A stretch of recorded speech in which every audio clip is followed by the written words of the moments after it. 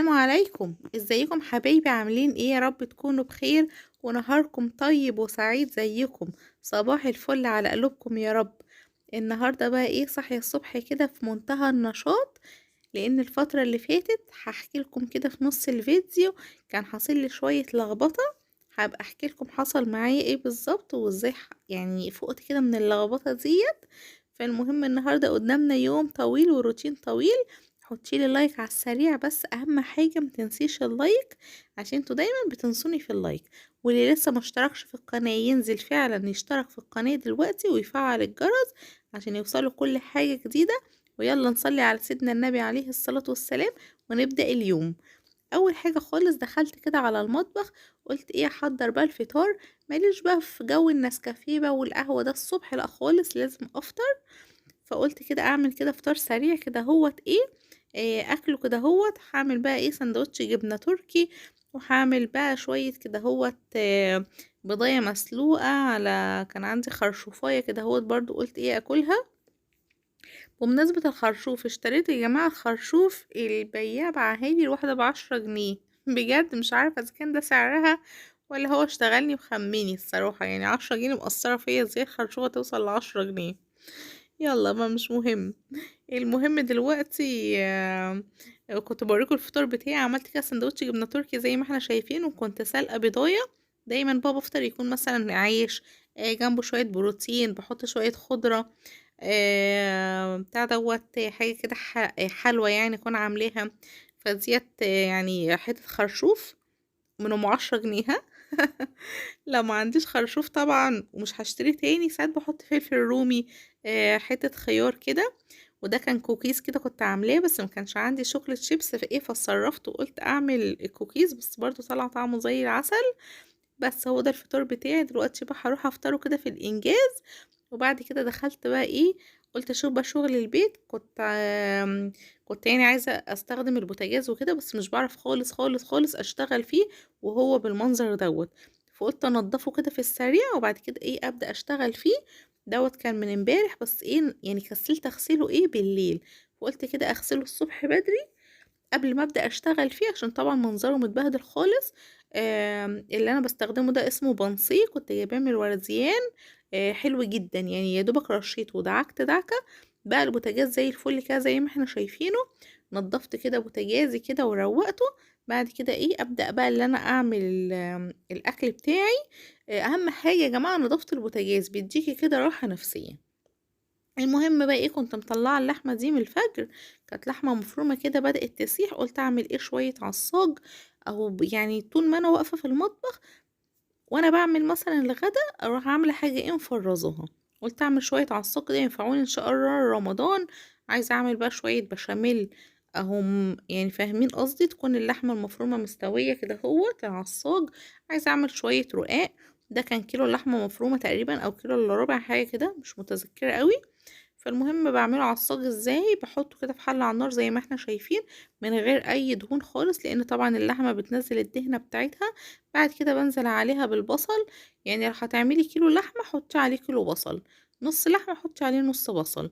ومش شرط تكون مبشوره، بقطع كده البصل زي ما احنا شايفين، قطع كده بايديا كده بطريقه عشوائيه. كده كده كله بيدبل. بنزل عليهم بالملح، وبنزل عليهم ايه تاني، بنزل عليهم بالفلفل الاسمر. وساعات بحط شوية خل كده عشان الزفارة. وساعات بنسى، بس يعني معظم الأوقات أي لحمة أو أي فراخ بطبخها بحط عليها شوية خل عشان الزفارة. بس المهم حطيت كده اللحمة المفرومة وقلت ايه، هي هتاخد بقى وتدي مع بعضيها، مش بحط لها مية ولا أي حاجة. ببدأ اللي أنا أقلبها حلوة قوي. بس هنا أنا كنت بقلب ببطء عشان ايه، الستاند بتاع التصوير كل شوية كان بيتهز، فمكنتش عايزة ازهق بس صراحة. ف يعني وقفت بقى التصوير ايه، وقعدت اقلبها كده تقليبه محترمه بحيث ايه البصل يدخل مع اللحمه كله. واحسبها بقى تدبل مع نفسها على نار هاديه. يعني اول ما البصل يبدا ينزل ميته واللحمه لونها يتغير من اللون الاحمر ده للون اللي هو بتاع السوا ده، ببدا ايه اللي انا اغطيها واحطها على نار هاديه. تاخد بقى نص ساعه، ساعه الا ربع بهدوء كده ايه، عقبال ما تستوي. هنا كنت اهو بوريكم اهو بعد ما قلبتها وكل حاجة، وهبدأ ايه اسيبها تستوى. وبعد كده كنت عايزة انزل، كنت عايزة ايه، رحت المنشية. اشتريت بقى شوية حاجات لرمضان يا جماعة، الأسعار نار. ما اشتريتش حاجة غير اللمبة والفرع الفوانيس دوت.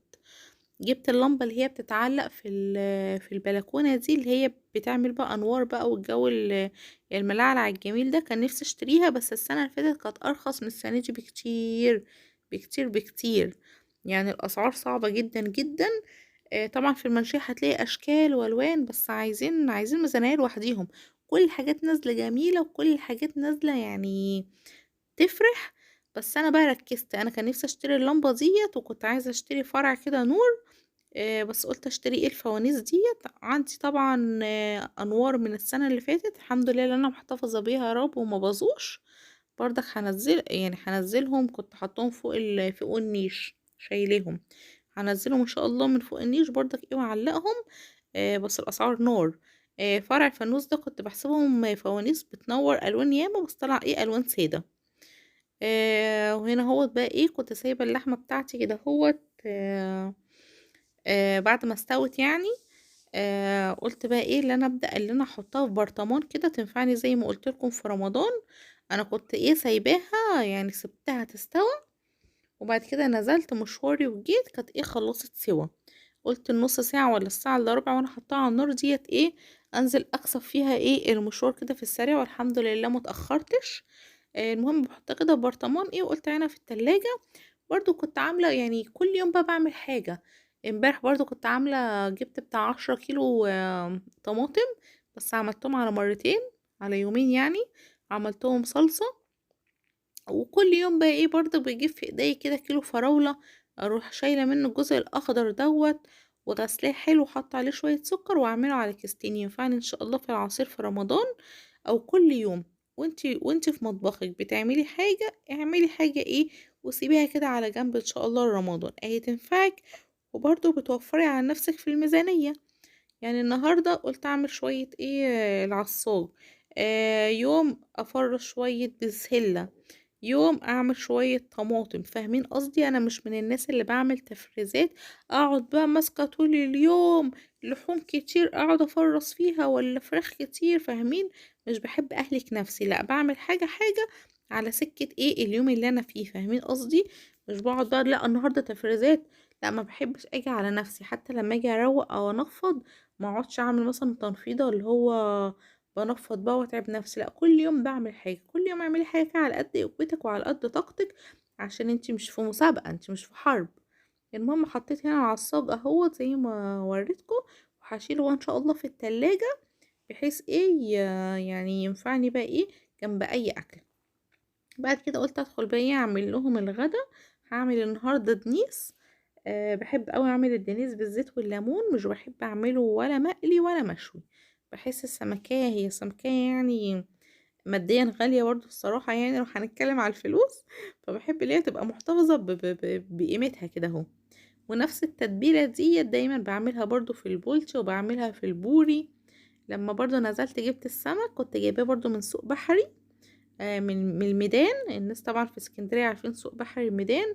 بيكون يعني السمك فيه الصراحة عالي العالي، الصراحة بيكون حلو قوي.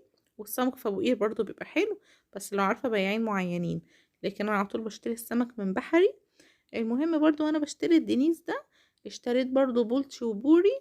دي كنت شايلاهم ان شاء الله عشان برضك ايه تفريزات لرمضان، برضك بعملهم بنفس الطريقة. جبت برضو 6 سمكات بوري و6 سمكات بولتي. قلت عين ايه يعني كل نوع سمك عملتهم على كيسين، كل 3 سمكات كده في كيسة. بعملهم ازاي، بشيل بس الصدف والبطن وكل الكلام اللي احنا شايفينه ده، وبشق السمك زي ما احنا شايفينه. وبحط عليه التوابل دي، نفس التوابل دي بحطها على البوري وعلى البولتي. وبعمل كل السمك في الفرن، ولا بقلي عشان الزيت. ولا بحب اللي انا اشوي طبعا عشان ما اعملش مدخنه في البيت. بعمله ازاي، بجيب توم كنت مفرزاه يعني من قبل كده هوت. وليمون بعصر بتاع 6 7 ليمونات وليمون شرايح. ابدا اللي انا اتبل السمك بتاعي بكل دوت، واحطهم ايه في اطباق فويل تحتها كيسه كده هوت، وابدا احط كل 3 سمكات بالتتبيله، واشيلهم في الفريزر. يبقى انا كده ايه فرزت السمك وعدى من عليا. السمك ده برضو كنت جايباه النهارده من سوق الميدان. كنت جايباه يعني رحت جبت الفوانيس والحاجات من المنشية، بعد كده عديت على الميدان جبت السمك وقعدت بقى ايه فرست السمك زي ما قلت لكم كده اهوت، بس بقى مصورتش قدامكم عشان ايه، قلت اقول لكم الملخص يعني ازاي اللي انا بفرز السمك، بحيث مش هقعد اطول في الفيديو بقى، فاهمين قصدي، عشان برضو ما تملوش. هنا بس كنت بحط على الثوم شوية ملح وشوية فلفل اسمر، حطيت الثوم على الليمون وببدأ اقلبهم حلو قوي واحطهم ايه في السمك. الطريقة دي يا جماعة حلوة جدا جدا، وبتعزز كده طعم السمكية وبتخلي طعمها تحفة. بس اهم حاجة تكتري الليمون، يعني اقعدي اعصري كده ليمون بذمة، لان هو اللي بيسويه ايه، بيسويه الليمون وشوية زيت من فوق الوش، سواء بقى زيت زيتون سواء زيت ذرة، بتحطيه فوق الوش في صينية ويبقى كده السمك عالي العالي وبيكون تحفة. آه ابدأي من دلوقتي زي ما قلتلك كده، هو كل يوم تبدأي تعملي حاجة، يعني وانتي بتعملي اكلك اعملي حاجة ايه، وعينيها في التلاجة او في الديب فريزر لو انت عندك ديب فريزر. هتسهلي على نفسك كتير قوي ومش هتتعبي نفسك. وبرده في الترويق نفس الكلام، كل يوم امسكيلك كده هو 10 دقايق ضرفة مطبخ اعمليها، امسكي يوم التلاجة مثلا اغسليها، امسكي يوم مش عارف الضرفة بتاعت الحلل كده نظميها. يعني وانت شغالة في المطبخ عقبال ما الحاجة تستوي، انا دايما بعمل كده، يعني مثلا دلوقتي وانا بحط السمك يستوي في النار، عقبال مثلا ما اعلق على الرز يكون في ايديا كده في ضرفة مثلا بتاعت التوابل، اروح مرصصاها ايديا مثلا في الدرج بتاع الحلل، اروح مرتباه كده. كل يوم بعمل حاجة بحيث تسهلي على نفسك وما تتعبيش نفسك. نرجع تاني بس للسمك عشان ما تتوهوش مني. اللي انا ببدأ احط السمك اهوت بالثوم وبالزيت، قصدي سوري بالثوم وبالليمون، لسه الزيت ما رشتهوش، بالثوم، وابدأ كده احط في الفتحات والسمك بالليمون طعمه تحفة بجد، اللي مش بيعمل بالطريقة دي يجربها. وهستنى تخشوا في الفيديو تاني وتكتبوا لي رأيكم في الكومنتات، وهتقولي يا شيماء السمك بالطريقة دي حلوة قوي، والبولتي لو عملتوه بالطريقة دي هتحسوا برضو طعمه جميل قوي قوي قوي، والبوري برضو نفس الكلام. المهم هنا حطيت السمك كده بحيث يتشرب، وكمان لما بتشيليه في الفريزر بالتتبيلة دي بيطلع بقى طعمه خطير لان بيكون شارب التتبيلة. هنا بقى كنت عماله بحشي برضو ايه بطن السمك كده زي ما احنا شايفين، والليمون الشرايح دوت بتبداي تحطيه كده في الصينيه عندك وتحطيه ايه في الفتحات بتاعه السمك، برضو بينشف كده وبيبقى جميل قوي. وحطي بقى عليه زيت بس حبه حلوين يعني. وبسويه ازاي، بحطه في الصاج من تحت يا دوبك دقيقتين تلاتة، اللي هي يعني في ارضيه البوتاجاز. بعد كده برفعه ايه على الشراع اللي فوقيها، ما بياخدش 12 دقيقة، ربع ساعة بيكون استوى، بيكون طعمه تحفة جدا جدا. بس كنت بوريكم بقى الليمون كده وانا بحطه، بس طبعا لما بيكون في وقت الليمون بيكون شاحح من السوق وغالي، طبعا ايه يعني مش بعمل بقى كل الليمون ده، هي بتبقى ليمونية عصرة كده وخلاص وبمشي حالي. وعلى طول الصراحة بفرز برضو الليمون، بمسك الليمون بعصره بالعصارة واحطه في القوالب السيليكون او في القوالب اللي هي بتاعت التلج. باحطه في الفريزر اول ما ينشف اروح ايه فكاهم، ويكونوا مكعبات كده برضو بينفعوني جدا جدا جدا في الاكل، الليمون المتفرز. والازايز القمر اللي بتاعت الزيت دي كنت عاملاها في فيديو هتلاقوه برضو في القناة، كنت عاملة طقم كده توابل وطقم للزيت والخل برضو حلوين قوي. والطقم اللي هو الخشبي اللي انتوا شايفينه ده اللي هو بتاع النسكافيه بقى والسكر والحاجات دي، برضو انا اللي عاملاه، برضو هحطوه في القناة. هنا السمك بتاعي خلاص استوى هنا هو بعد ما طلعته من النار، بس انا بحب انشفه، يعني هو مثلا مش ملسوع مني، لا انا كل مره بحب اطلعه كده واقعد بقى ايه اغسل بقى الصينيه بذمه، بس انا بحبه يكون ناشف كده ومشفشف، ما بحبش السمكيه بتاعتي تبقى طريه. كنت عامله جنبه بقى ايه رز صياديه، قلت بقى ايه اغرف طبق بقى في طبق التقديم بقى الابيض الجميل دوت بقى، واعمل كده بولة رز كده شكلها شيك. بحب دايما يعني من الوقت للتاني مش على طول يعني، احب اعمل ايه الاكل كده يكون بمنظر كده هو يفتح النفس كأن بقى ايه اكل المطاعم. فقلت اعمل ايه الرز زي ما احنا شايفين كده بالمنظر ده، وبحب قوي قوي قوي اكل رز صيادية. في ناس بتحب تعمل كشري اللي هو بالعدس وبالرز، بس انا بحب الرز الصيادية اكتر يعني مع الاسماك. بحس الكشري مثلا يتاكل مع بيض مسلوق متدحرج، او يتاكل مع شويه مخلل لفت، يعني مش بحس اللي هو جنب السمك قوي. بس وبتطلعي السمك بكل سهوله. انا يعني بطلعه قدامكم عشان اقول لكم يعني هو مش بينشف ولا اي حاجه.